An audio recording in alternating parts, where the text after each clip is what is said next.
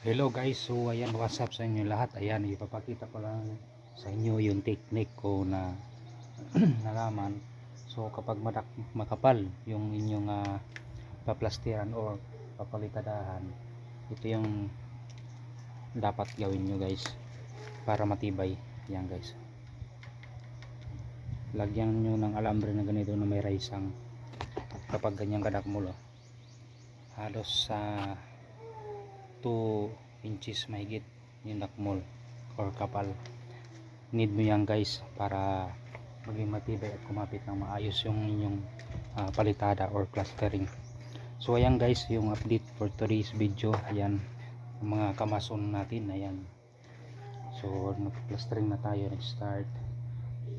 Ayan, nagpa-plastering na tayo. So nakortehan ko na yung mga bintana na iba. Pero meron din ako dito na makapal din. Ito, 2 inches din. So ganyan din pala sa kapal. Yan, binalagyan din natin ng alambre yan.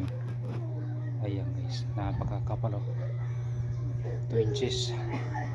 So ayan guys, maraming salamat sa inyong panonood. Like and share guys sa mga videos namin.